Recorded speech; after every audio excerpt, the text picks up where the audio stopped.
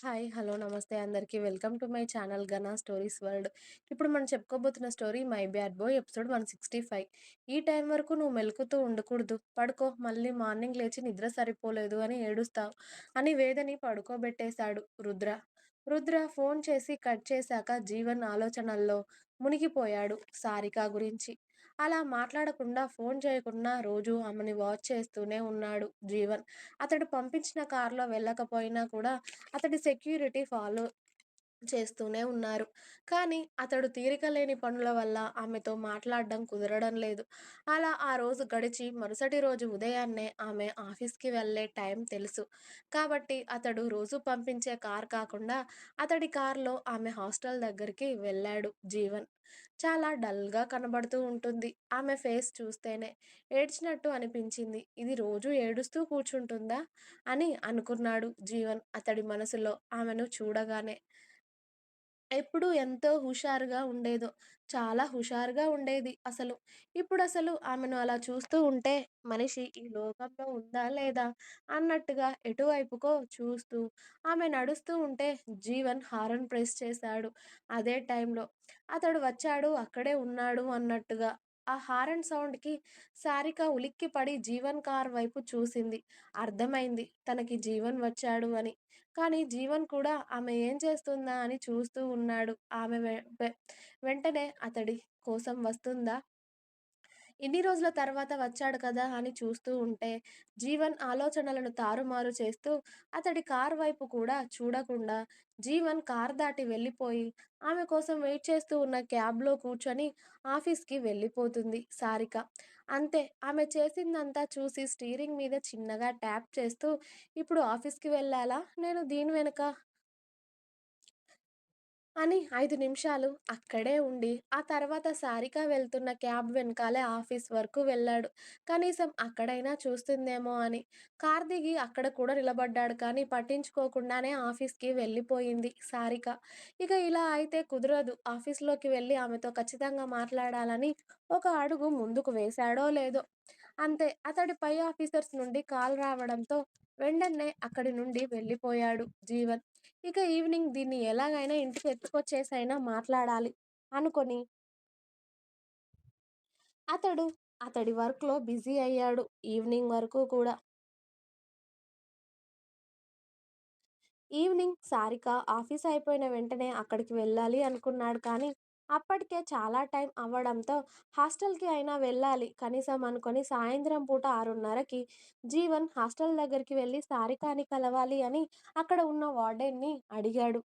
కానీ సార్ తను afternoon office నుండి హాస్టల్‌కి వచ్చేసింది. తన లగేజ్ అంతా తీసుకొని వాళ్ళ ఊరికి వెళ్ళిపోయింది సార్.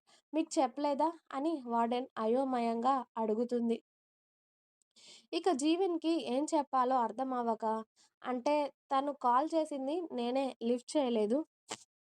ఇప్పుడు తనకి కాల్ చేస్తుంటే కలవడం లేదు. అందుకే ఇక్కడి వరకు వచ్చాను. థాంక్స్ ఫర్ యువర్ ఇన్ఫర్మేషన్ అని చెప్పి జీవన్ అసహనంగా వచ్చి కారులో కూర్చున్నాడు. ఎంత టెక్కు చూపిస్తున్నావే! నడుస్తుంది. నీ టైం నడుస్తుందిప్పుడు. నీతో మాట్లాడకపోతే నీకన్నా ఎక్కువగా నీ అన్నకే బాధ వేస్తుంది కదే! కానీ నువ్వేమో వెళ్ళి మీ ఇంట్లో కూర్చున్నావు.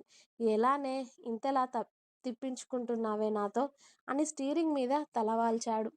జీవన్ ఆలోచిస్తూ ఉంటే అప్పుడే రుద్ర నుండి కాల్ రావడంతో వీడొకడు, వీడి చెల్లి కన్నా వీడికెక్కువగా నొప్పుంది అని చెప్పి జీవన్ కాల్ లిఫ్ట్ చేయడంతో బాగా అయిందా? ఇక మూసుకొని ఇక్కడ గాకుండా సారిక వాళ్ళ ఊరికి బయలుదేరు. నిన్ను మంచిగా టార్చర్ చేస్తుందిరా నా చెల్లి.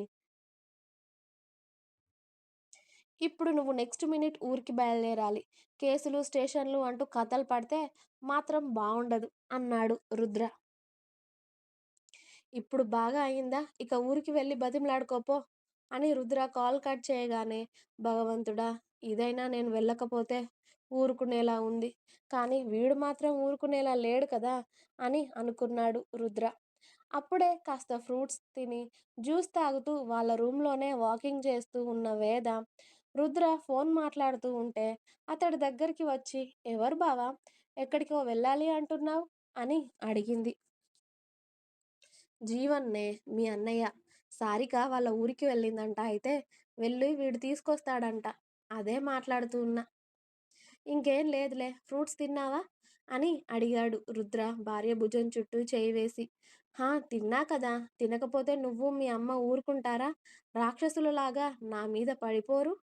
అందుకే తినేసి గుడ్ గర్ల్ లాగా జ్యూస్ తాగుతున్నాను. అయినా నేను ఇన్ని మంచి పనులు చేస్తున్నా కూడా మీరెప్పుడైనా నన్ను మెచ్చుకున్నారా? అసలు? అస్సలు మెచ్చుకోరు. తల్లి కొడుకులు. అసలు నేను ఏ పని చేసినా మెచ్చుకోరు. నన్నెప్పుడైనా మెచ్చుకున్నారా మీరు? ఎప్పుడూ తిట్టడమే ఇద్దరు. ఎంత చక్కగా నేను మీరిద్దరు చెప్పిన మాటలన్నీ వింటున్నాను కదా! అని అంది వేద. ఇప్పుడేం జేయాలే? సన్మానం చేయమంటావా ఏంటి ఇప్పుడు నువ్వు గుడ్ గర్ల్‌లా ఉంటున్నందుకు? మేము చెప్పినవన్నీ వింటున్నందుకు అని అన్నాడు రుద్ర. అవన్నీ నాకెందుకు? ఏం అవసరం లేదులే. అది కాదు మన మ్యారేజ్ డే వస్తుందని జెప్పాను గదా! దానికి ఏం సెలబ్రేషన్స్ చేస్తున్నావు? చెప్పొచ్చు కదా! మన పెళ్లి ఎలాగూ అలా జరిగిపోయింది కదా! ఎవరు లేకుండా. ఈసారైనా బాగా చేస్తావా? అందరిని పిలిపిస్తావా? పార్టీ ఇస్తావా? అందరికి అని వేద వెలిగిపోతున్న మొహంతో అడుగుతూ ఉంటుంది రుద్రాని. ఈ పొజిషన్‌లో ఉన్నావు. నువ్వు పార్టీ ఇస్తే నువ్వక్కడ కూర్చొని ఏం చేస్తావే? వచ్చిన వాళ్ళు తాగి, తిని వెళ్ళడం తప్ప నువ్వు ఎంజాయ్ చేసేది ఏదైనా ఉంటుందా? ఇప్పుడు నీ పేరు మీద పార్టీ ఇచ్చినా అందులో నువ్వుండవు. కాబట్టి అలాంటివన్నీ అవసరమా? చక్కగా ఇంట్లో కూర్చోక అని అన్నాడు రుద్ర. అంటే మన మ్యారేజ్ డేకి ఎలాంటి సెలబ్రేషన్స్ లేవా? ఎలాగో పెళ్లి అలా అయిపోయింది కదా! మన ఫస్ట్ వెడ్డింగ్ యానివర్సరీ అయినా మా బావ చాలా గొప్పగా చేస్తాడు అని నేను ఎన్నో ఊహించుకుంటున్నాను. నువ్వేమో ఇప్పుడు పుసుక్కున ఇంత మాట అనేసావు. కనీసం మన సెకండ్ వెడ్డింగ్ యానివర్సరీ అయినా చేస్తావా? అప్పటి వరకు అయితే మన కొడుకు కూడా మన దగ్గర ఉంటాడు కదా! కనీసం అప్పుడైనా చేస్తాను అని చెప్పు బావ. లేకపోతే నేను డల్ అయిపోతాను అని అంది వేద. ఈ పార్టీలు, ఫంక్షన్స్ పిచ్చి ఏంటే నీకు? ఇవన్నీ కాదులే. మంత్స్ దగ్గర పడుతున్నాయి కదా! అమ్మ మొన్ననే అంది 9 మంత్స్ వచ్చాక శ్రీమంతం అని. గ్రాండ్‌గా చేస్తాను. ఓకేనా? ఇప్పుడు ఎలాంటి ఫంక్షన్స్, పార్టీస్ చేసినా నువ్వు ఇబ్బంది పడతావు. నువ్వు ఇబ్బంది పడేది ఏదైనా నాకు వద్దు.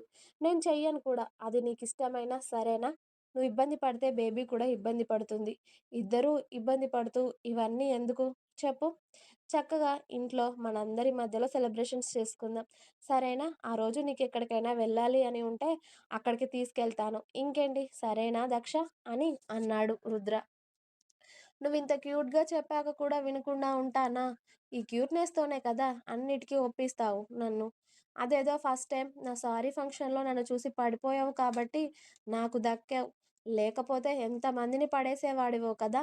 అని అంది వేద. ఇప్పుడు అదెందుకు గుర్తుకొచ్చిందే నీకు? అని అన్నాడు రుద్ర చిన్నగా నవ్వుతూ. మరి చూడగానే ముద్దొచ్చేస్తావు. అంత మాత్రం అనుమానం రావడంలో తప్పు లేదు కదా బావా! అని వేద జ్యూస్ తాగి గ్లాస్ పక్కన పెట్టేసి, జ్యూస్ అంటున్న ఆమె పెదాలను నాలుకతో లీక్ చేస్తూ ఉంటే, వేద ఆమెను దగ్గరికి తీసుకొని ముద్దొచ్చేస్తే ముద్దు పెట్టాలే, అలా దగ్గరగా ఉండకూడదు అని జ్యూస్ అంటిన మా పెదాలను అతడు లీక్ చేయడం స్టార్ట్ చేశాడు. ఇంకా ఉంది. మీకు నా స్టోరీస్ నచ్చినట్టయితే ప్లీజ్ లైక్ చేయండి, షేర్ చేయండి. అలాగే ఛానల్‌ని తప్పకుండా కొత్త వాళ్ళందరూ సబ్స్క్రైబ్ చేయండి. Please subscribe my channel 'Ghana stories world'. Thanks for watching my video. Bye bye. Please like, share and subscribe.